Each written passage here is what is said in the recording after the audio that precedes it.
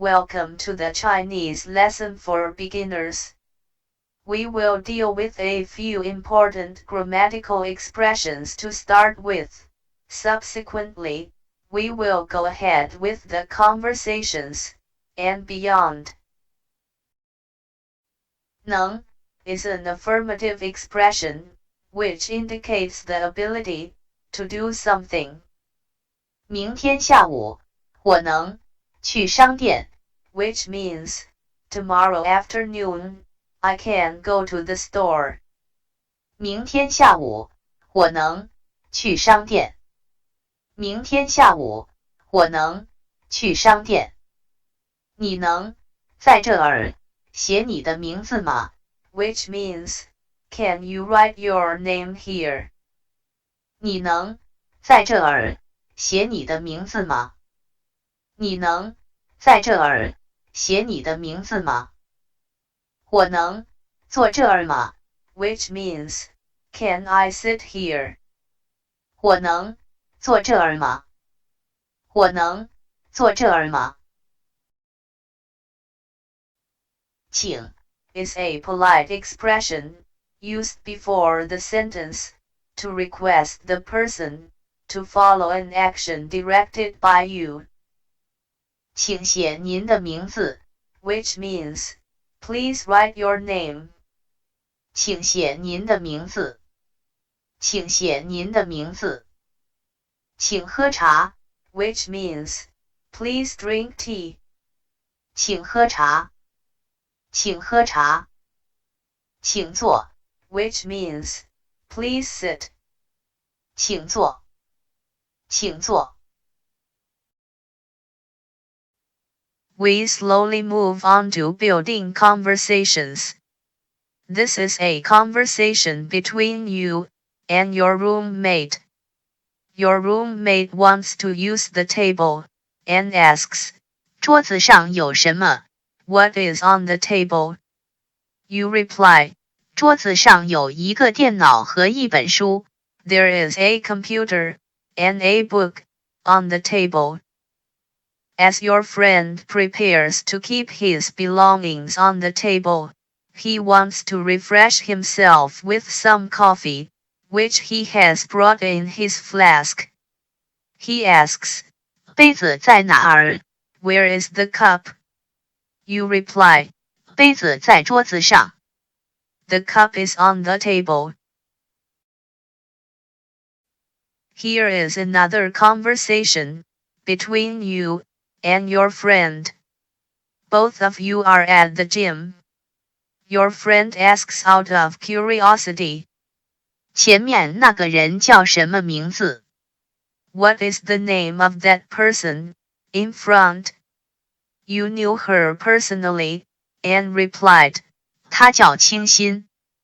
她在医院里工作。her name is 清新。She works at the hospital. Satisfied with the response, your friend asks again, 后面那个人呢？他叫什么名字 what about the person at the back? What is his name? The guy was familiar to you, and you reply, 他叫魏英。他在商店里工作。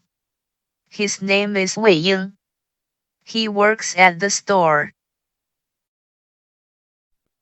This is a conversation between you and a security guard. You have just entered the premises and ask, 这儿有人吗 is there anyone here? The security guard replied, 没有人。nobody. You know that it is going to be a long wait before more people arrive. You notice a few chairs placed in the corner. You ask the security guard, 我能坐在这儿吗 can I sit here? The security guard replied with assurance, 请坐。please sit. Try answering these questions to test your level of understanding of the past few lessons. If you fail to answer the questions, review the lesson one more time, and try again. we were already introduced to the different types of tones in the earlier lessons. Among them, the neutral tone is peculiar because it has a light and short tone, making it hard to distinguish between similar sounding words which use other tones. This is a classical example. 老子 is a colloquial way to say father. The same word can also mean 老子 a Chinese Taoist philosopher. Both words have the same Chinese characters, and the pronunciation is so subtly close. The only way to distinguish the two will be to use the neutral tone for father. The latter will take the third tone to stress the significance of the philosopher's name. This one is a very interesting comparison. 买卖 It can be represented in two ways. By using the neutral tone, it literally means business. However, with the fourth tone, it translates to buy and sell. Even though both convey the intended meaning, the second one can be used as two separate words, buy and sell. Another example, similar to the last one. 大意 It can have two different expressions. With the neutral tone, it literally means careless. However, with the fourth tone, it literally means rough idea. Though the two situations seem disconnected, if we look at both in a philosophical point of view. To have a rough idea about something is careless in itself. As the ancient people have quoted, half knowledge is dangerous. There is no question of how valuable ancient wisdom can be, even today. Now, we shall learn more new words. 现在 which means now. 现在现在点 which means a dot or point. But it is commonly used to give reference for time in a clock or a watch. 点点 分 which means minute or minutes. 分分中午 which means noon. 中午中午吃饭 which means have a meal. 吃饭吃饭时候 which means time. 时候时候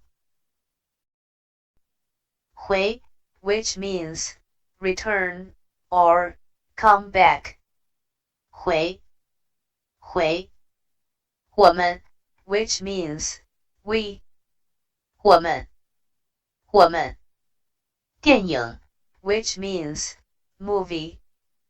电影电影住 which means live, in the context of residing at a place. 住住前 which means before. We have already learned to use the same word to refer to position. In the upcoming lessons, we will also learn to use this word in the context of time.